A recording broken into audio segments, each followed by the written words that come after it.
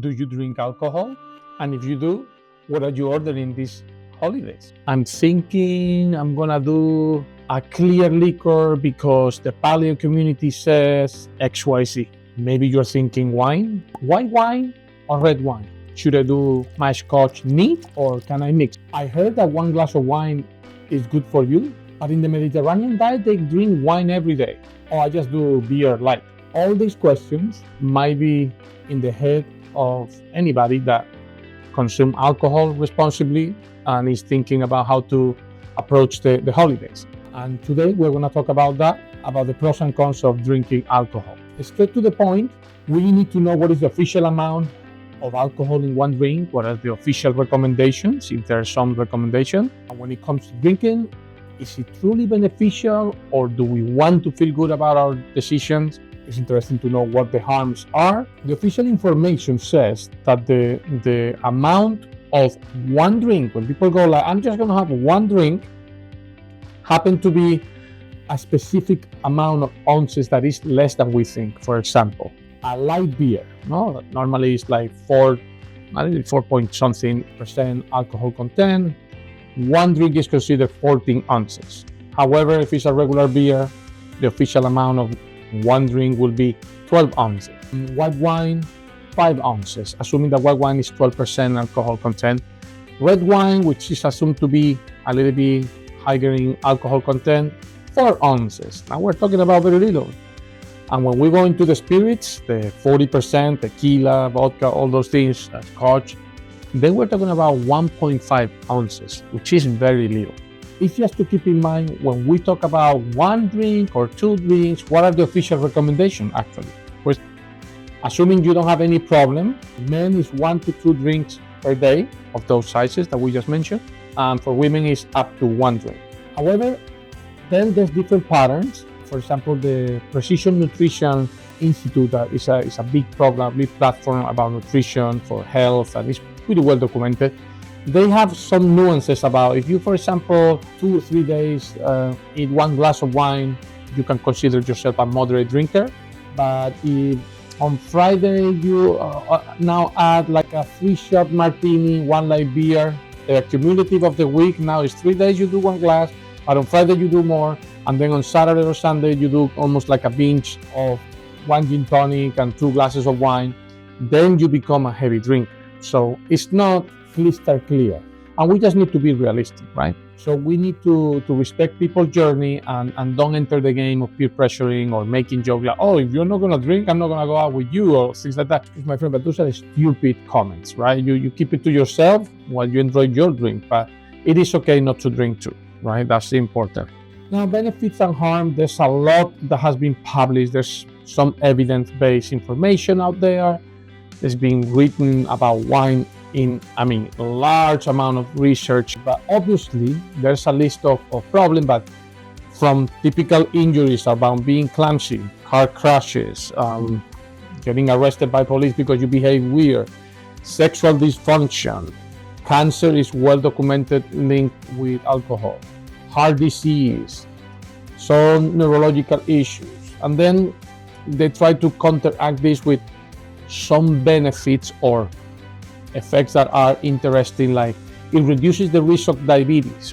However, this is super context dependent, right? If you are already diabetic, drinking alcohol is not going to get you out of diabetes. And reduce the risk of gallstone disease, protects against depression. I don't like that benefit because that protection, what is the thin line of are you coping with alcohol? Red wine helps to lose weight. That's ambiguous, but the French paradox is a famous study of like they drink wine but they don't have all the problems that people thought about it. The reduction of cardiovascular problems. All the benefit, if you notice, is they are very nuanced versus the harms or the bad effects, which are obvious, right?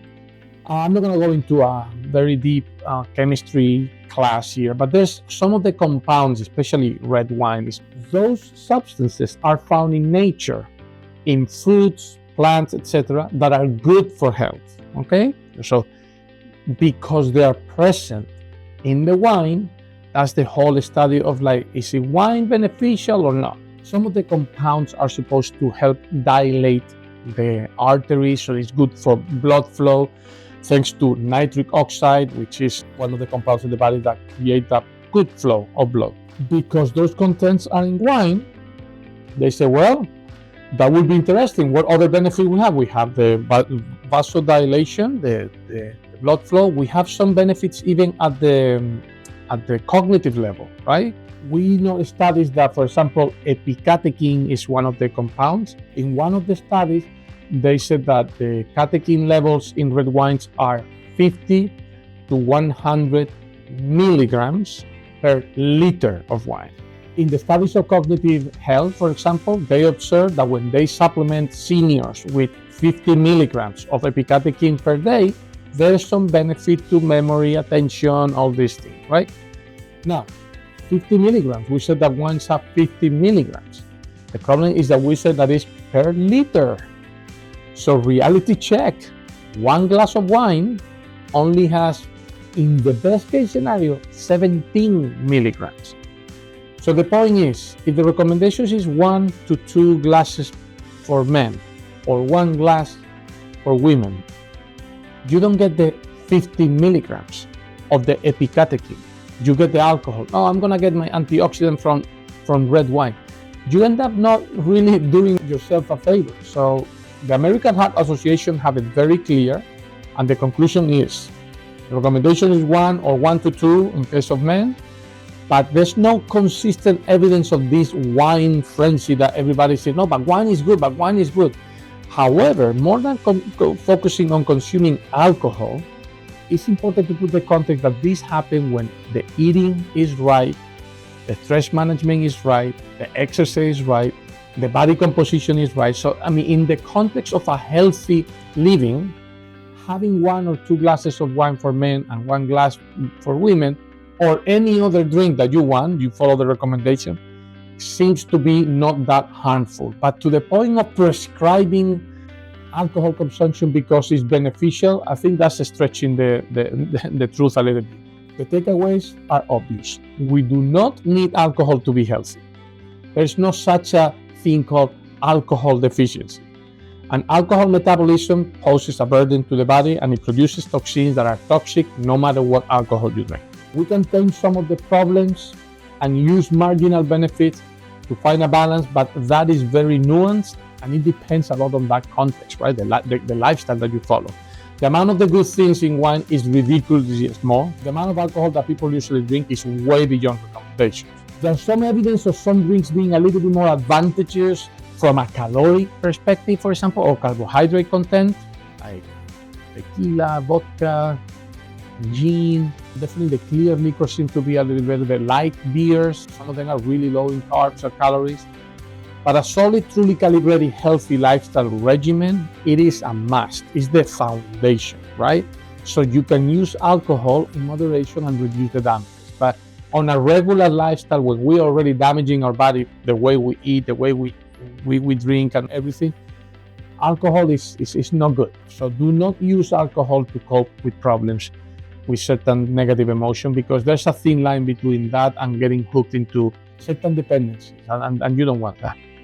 And I hope that this brings joy, believe it or not, to this holiday season. This is not a case against the use or moderation of alcohol, or the case of consumption of alcohol because you enjoy the pleasures and the flavors, or you like to everything around it. But definitely, it's good to put context and to put common sense to the topic. I see you in the next video.